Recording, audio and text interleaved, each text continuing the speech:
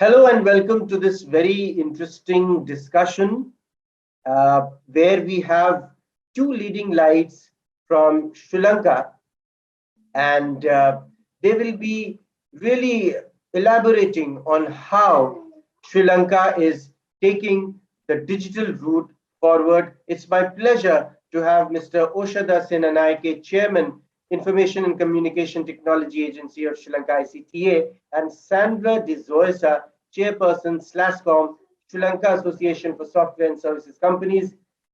Friends, now first coming to Mr. Oshada. You have spoken at length about what the government is doing, and so what is your what is the vision that you have for the digital economy? What is the digital policy blueprint?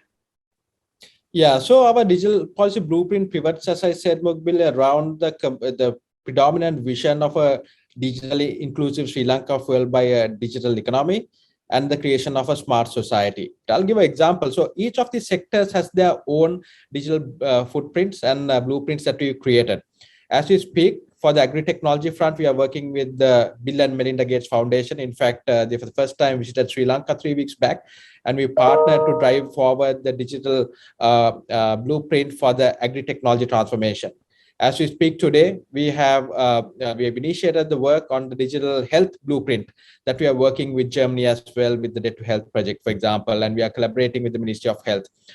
In terms of the education front, I'm proud to state we are one of the first countries to extend the concept of free education to our digital education as well. So as you know, Muqbil, if you rewind 2 years back, almost 2020 March, all of our student contingent and the target audience of 4.2 million students in Sri Lanka had to adapt to a study from home concept. So we rapidly ensured we digitalized the e-learning platforms. So today we have our own government digital e-learning platform called ETCIO.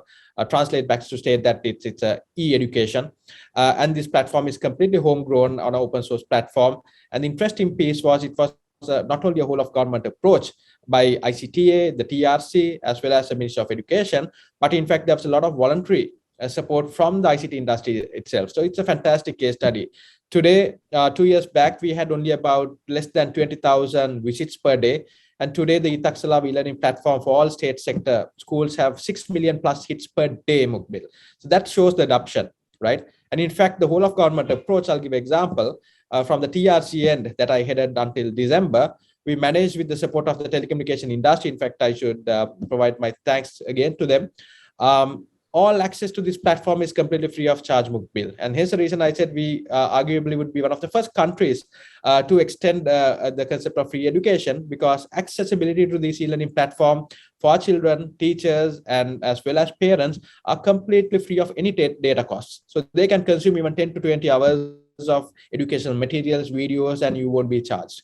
And we right now extended that again with the support of the telco industry to the learning platform for all the state universities as well. So these are examples of how we are driving forward in meaningful, actionable approach of a digital transformation. It's not just a vision out there.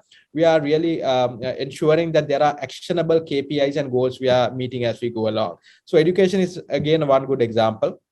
And again, the last but not least, from a connectivity piece, we just got the parliamentary approval to fiber connect all the 10,150 schools in Sri Lanka. Again, this is something that I could achieve from the TRC. So it's a absolutely phenomenal whole of government and a private public partnership led approach. We are going to fiber connect all the schools. Now imagine putting a smart board in each of these classrooms. Sri Lanka has only 150,000 classrooms across the 10,150 schools. Imagine these classrooms being enabled by smart connectivity plus the smart boards. Any school in the future in Sri Lanka, whether they are from any rural areas, would be able to connect to that ETCIO e-learning platform that will aggregate all the best of teacher content from the Colombo schools, for example, which is going to reduce the digital divide to a near zero within the next 2 or 3 years. So these are vision. I just took the education piece again as an example, Muqbil, but we are cutting across all of the sectors that we've identified. We are looking at key pivots of enabling citizens with e-services. We are just about to launch our pay.gov.lk portal, which will enable e-payments that will radiate across all government entities. They don't have to wait to get their own IPGs up and their payment systems. They can use this common platform. As I said, we are looking at the citizen super app coming along as well in ensuring that we drive forward that. And in fact, we have our own digital ID project. That's going to be one of the most important strategic projects that Sri Lanka has ever taken on. And I've kept it for the last. Like the Aadhaar project in India, Sri Lanka is going to initiate its own digital ID project as well. And we are well on our way, and our production pilot is near complete, and we are going into the production development shortly in this year. So I hope that this gave update on where we are heading. But again, also a critical strategic transformation we are having is a cloud-first strategy, just like other countries have taken. We are just about to take a cloud-first approach in terms of enabling the public clouds coming into play. And that's something we are doing as well. The data center facility in Sri Lanka is rapidly expanding again with the telecommunications sector. So our traditional government cloud services, we are right now transforming into leverage on the fantastic state-of-the-art tier 3 data centers of the telco sector as we speak. So as you would see, it is cutting across digital government, digital economy, as well as digital services with a focus on critical infrastructure, as well as I mentioned, the technoparks, the data center aspects coming along as well. So I believe it is a holistic approach as never before that Sri Lanka is taking right now, and the results coming through is validating that we are well on our way to creating a challenging value proposition, competing with the likes of other developed countries in the future. Wonderful news coming there from Sri Lanka on the digital front. Sandra, your views on this? Well, yeah, even just listening to Oshada mention all of the fronts in which, the government is so focused on and is working, you can tell that there's so much positivism and no time to really think of any negativity, because there's no breathing time really. We are so vibrant, we are so positive. We know that this industry is going to take Sri Lanka forward, and to bring us the prosperity that we envision for the nation. And I think even as a citizen, what is more important is that we are going to be able to empower the citizens of the country to really upgrade themselves in terms of their lifestyles, the way they work, the way they conduct business, through education to health, mobility, agriculture. So I think, it's just a wonderful time to be in.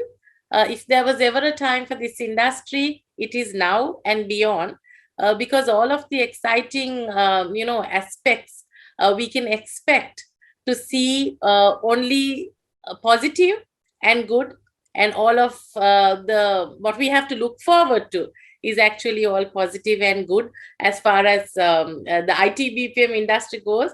And in general, as Oshada has, I think, elaborated well, the concerns that they are working through and the challenges that they are working through are not just for the IT-BPM export sector, but also for the local market, and also to be sure that through the e-government initiatives that the citizens of Sri Lanka actually stand to benefit in really upgrading that lifestyle and bringing the best, I think, closing the gap that we may see as at now in comparison to other countries where the citizens have a better lifestyle and a much more richer lifestyle and positivism, I would say, overall to look forward to.